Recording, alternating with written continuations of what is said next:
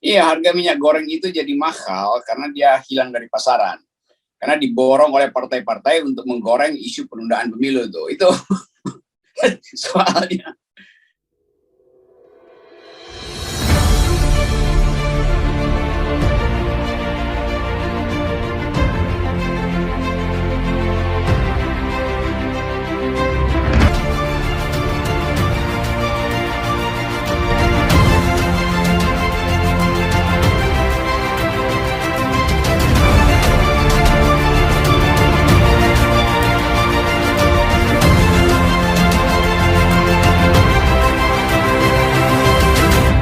Halo, halo, halo. Apa kabar? Ini Bung Rocky banyak yang pesan Mas Esu diganti dong sapaannya kebuka pakai bikin pantun kayak gitu. Kata mereka gitu ya. Makanya saya tanya pada mereka, pantunnya apa dong? Pantun minyak goreng kayak kata dia gitu. Tapi saya belum terpikir soal minyak goreng. Tapi realitasnya minyak goreng itu masih jadi persoalan yang terus berlanjut. Ini di beberapa daerah dilaporkan seperti di Kendari kalau tidak salah saya baca tadi ya, itu udah sampai 70.000 harga minyak goreng ya.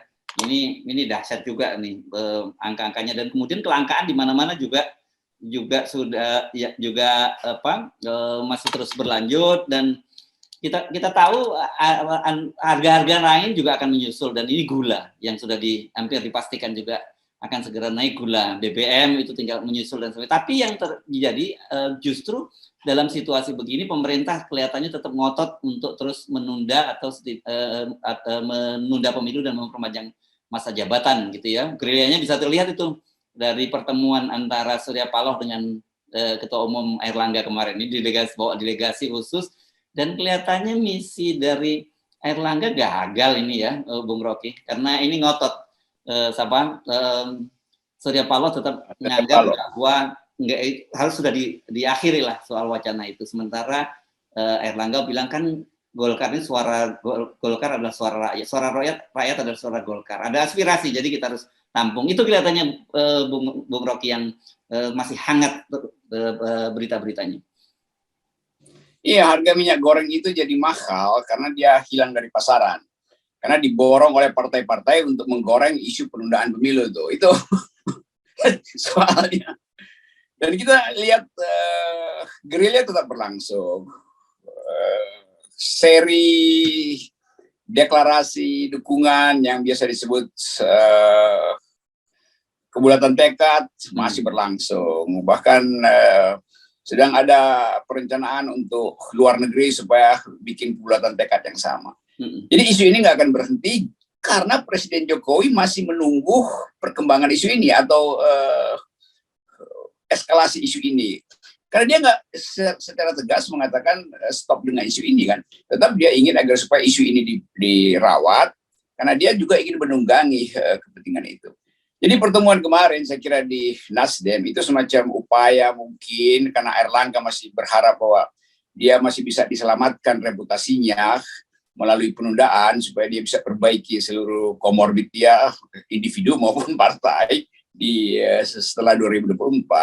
Karena itu dia berupaya saya kira membujuk Pak Surya Paloh. Tapi kita tahu sama-sama Surya Paloh ini lebih keras dari karang kalau udah ambil kesimpulan, dan dia nggak peduli itu.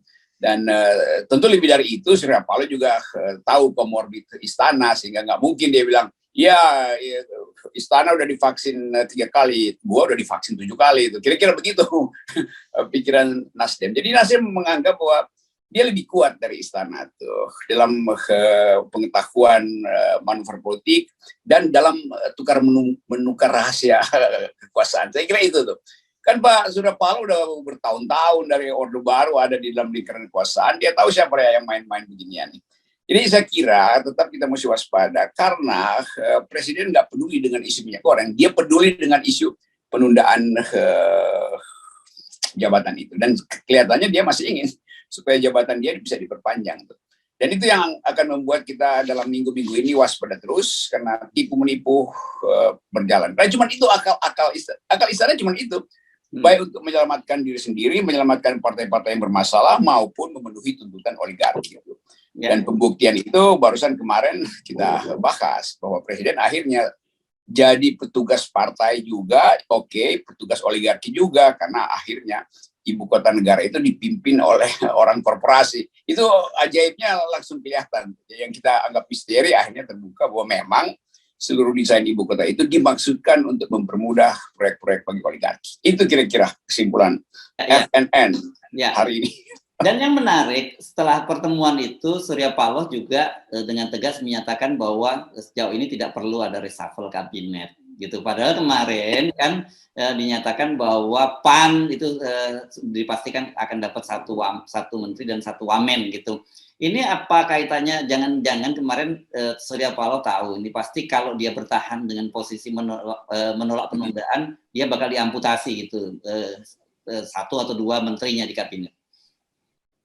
Ya pasti, Surya Paloh di awal udah tahu nih. Ini Golkar datang ke sini, mau nodong gue soal reshuffle apa.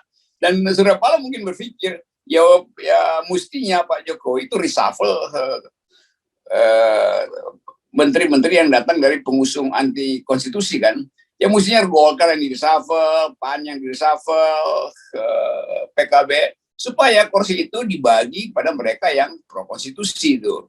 Jadi mestinya Nasdem yang tambah kursi, PDIP yang dapat tambah kursi baru, P3 dapat kursi baru, begitu. Ya, Pak Surya Paloh lebih cepat membaca langkah-langkah politik Golkar lah, kira-kira begitu. Kenapa? Ya karena Pak Surya Paloh lebih senior di Golkar. Ini kan semuanya Golkar connection kan. Dia hafal, khatam lah gitu ya, permainan di Golkar gitu ya. Oh jelas, Bang Surya mah nggak ada matinya begituan. Oke, dan karena kan kemarin kabarnya justru kalau nggak berhasil misinya Erlangga, dia yang akan diamputasi kan, itu sebelumnya sempat yang Karena itu Erlangga manyun akhirnya, dia masih ngomong ya kita ingin agar supaya ada konsolidasi ulang di antara partai-partai supaya membahas lagi. Jadi dia masih ngotot untuk bahas penundaan ini kan. Iya. Jadi udah di ujung jurang pun dia masih bertahan pada rumput yang bergoyang. Ya, akhirnya dia putus bersama rumput yang bergoyang. Yang kita tunggu kapan kira-kira Erlangga Hartarto bertemu dengan Ibu Megawati. Karena kalau Pak Luhut rasanya sih nggak mungkin ketemu untuk Megawati melakukan lobby-lobby ini. Ya udah pasti udah ada kirim-kirim sinyal, tapi justru Pak Surya yang sebetulnya beberapa waktu yang lalu bersitegang dengan Ibu Mega, kan dulu kan saling nggak menyapa tuh Surya Paloh dan Ibu Mega. Sekarang dia ada dalam konstruksi berpikir yang sama. Jadi kita mesti paham bahwa politik Indonesia dalam keadaan compang-camping pun tetap ada orang yang konsisten.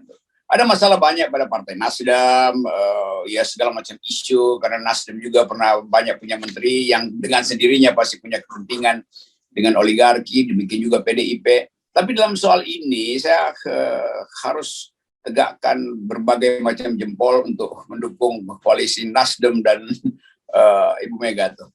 Dan kalau bisa saya calonkan aja presiden berikutnya, kalau dipercepat ya Surya Paloh dan Ibu Mega berpasangan capres dan wapres. Kita mau terangkan itu supaya kita anggap bahwa masih ada orang yang ingin menegakkan konstitusi itu. Nasdem jelas dan Ibu Mega. Kalau yang di luar Demokrat dan PKS jelas karena mereka ada di luar kekuasaan. Tapi dari menegakkan dan beroposisi dari dalam itu berat dalam soal ini. Jadi sekali lagi Pak Surya Paloh terima kasih karena tetap teguh pada pendirian, juga Ibu Mega yang kokoh karena pengalaman dia dengan pengkhianatan konstitusi. Ya, nah sementara Gerindra meskipun sudah menyatakan sikap, tapi sampai sekarang Pak Prabowo-nya belum bersuara loh, Bung Rocky. Ya, Pak Prabowo kan lagi sibuk ngurus hal-hal strategis dengan MBS, lagi di Arab Saudi muter-muter tuh. Jadi saya kira Prabowo ada di ring pertama untuk memutuskan isu ini itu. Kalau dia ucapkan lalu selesailah problem ini, karena akhirnya komplotan yang disebut penculik konstitusi ini bukan sekedar kudeta, ini penculik konstitusi akan gigit jari itu. Dan kita mesti tagih kalau mereka dikalahkan para kudeta penculik konstitusi ini, tiga partai itu, dia mesti dihukum. Jangan Pak Jokowi menganggap bahwa ini sekedar wacana. Loh, ini wacana kriminal kok. Dan bahkan mengkriminalkan konstitusi. Menculik konstitusi adalah kriminal. Dan Pak Jokowi nggak boleh bilang, ya semua orang boleh bicara apa aja karena demokrasi. Nah, kemarin Munarman cuma bicara soal khilafah itu secara akademis pun udah ditangkap. Jadi soal-soal semacam ini yang mesti konsisten. Ya, dan ini yang menarik juga, ada kecurigaan soal penundaan pembahasan anggaran pemilu ini. Kan sampai sekarang ini belum diputuskan soal anggaran pemilu ini, dan banyak yang sudah mulai berteriak-teriak, termasuk Benny Harman dari Demokrat yang mencurigai ini bagian dari paket untuk menunda pemilu tadi. Kalau ini jadi skenario nanti kalau gagal lobby-lobby, tapi pada satu ujung, nggak mau pemilu tapi nggak ada duit. Nah, yang menarik kelihatannya justru sudah diantisipasi oleh juga Ketua KNPI di Sumatera Utara, yang mereka mengajak anak-anak muda untuk menggalang dana, untuk menyiapkan dana membiayai pemilu. Ini saya kira gerakan yang menarik juga. Iya, ini gerakan moral semacam ini akan jadi banyak.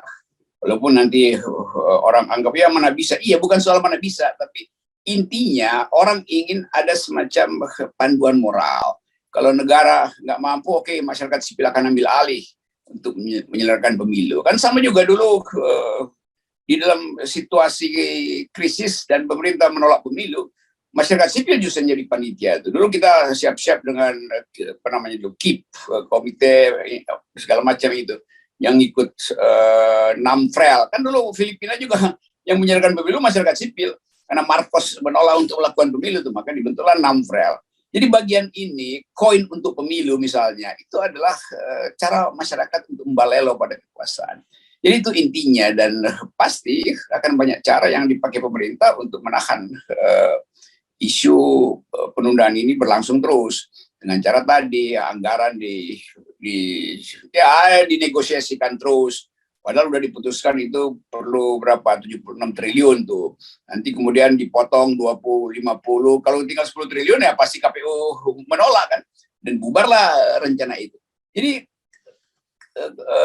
kejahatan kekuasaan itu betul-betul dalam hal-hal yang teknis pun mereka hitung tuh. Cara untuk meloloskan ambisi memperpanjang kekuasaan Presiden Jokowi. Oke, makasih Bung Rocky. Dan jangan lupa tetap salam 0%.